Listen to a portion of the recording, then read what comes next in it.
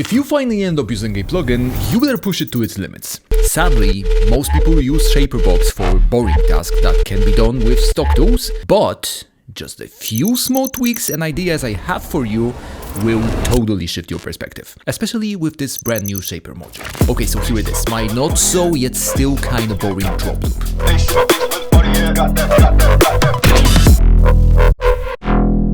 It has some cool sounds, yet repeats itself over and over. Now, listen what happens once I turn ShaperBox on.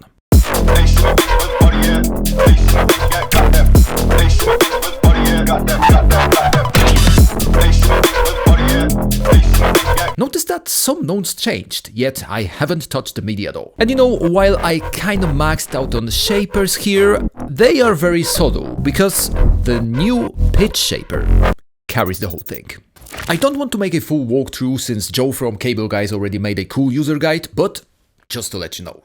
Your main work area is this, and in fact let's turn off the additional shapers I added and focus only on the pitch.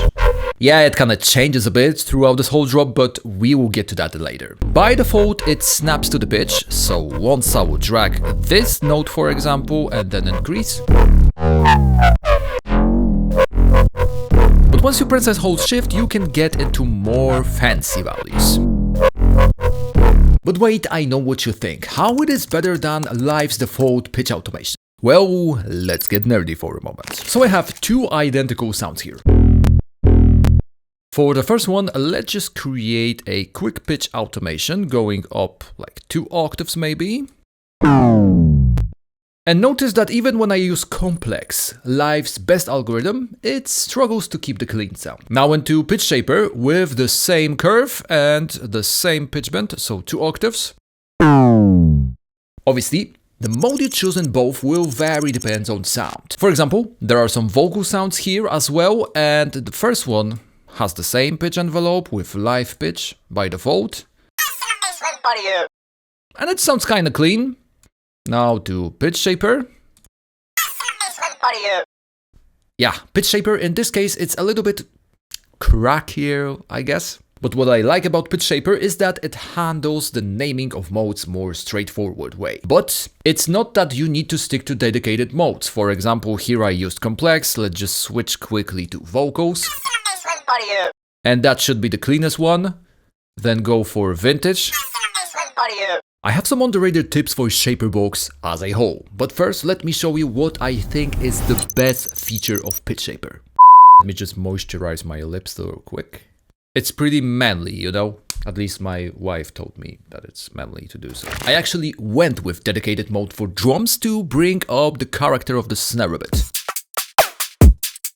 But yeah, I guess we can agree that it is a little bit too much. Using dry and wet knob may not be enough, or in that case you will totally lose the adjustment you made. But here comes something that couldn't be done without losing sleep on creating racks, chains and routing. Separate frequency bands, and in case you are new to ShaperBox, each band can have its own shape. And since I have this little 2 octaves up shape, let's just work on lows maybe and then bring them down instead. Let's see what it does.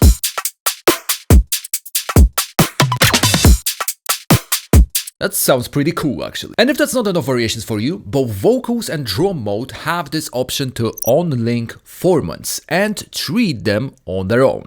Before we move to some underrated tips and tricks, Cable Guys were kind enough to give away 2 licenses, one for ShaperBox as a whole and a second one for PitchShaper alone.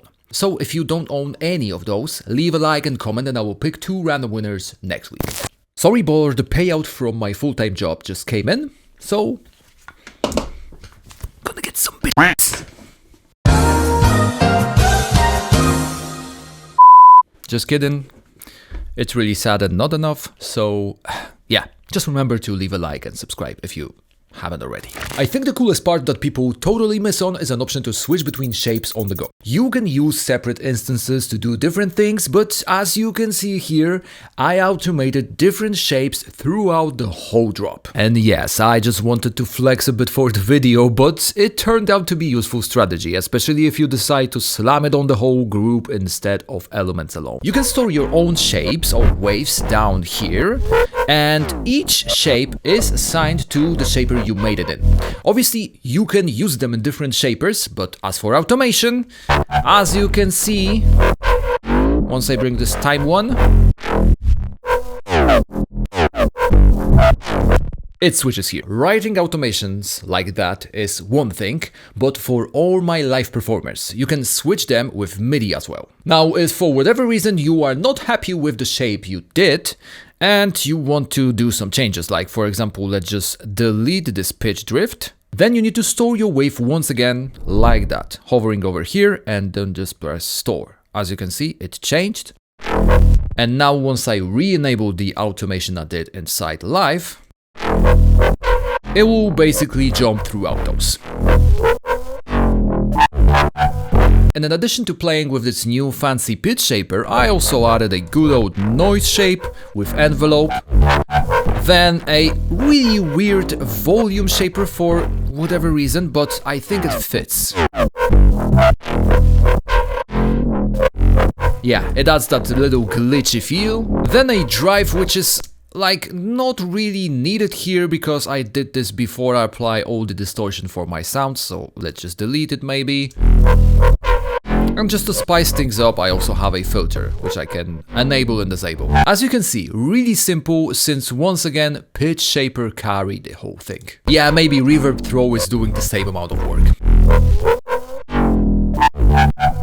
Don't be afraid to max out on shapers or try different combinations. For example, you can turn this boring ambience, which goes like that, to something a little bit more intense. I could just go with this classic 1/16 gate, but then I decided to add a little bit of flanging here, but only doing some bits with the feedback and the pitch shaper. Now once you set those effects and play with their order, you can get some cool different variations. And you know, since you already watched me talking some nerdy music stuff, let's see what the almighty algorithm suggests you next.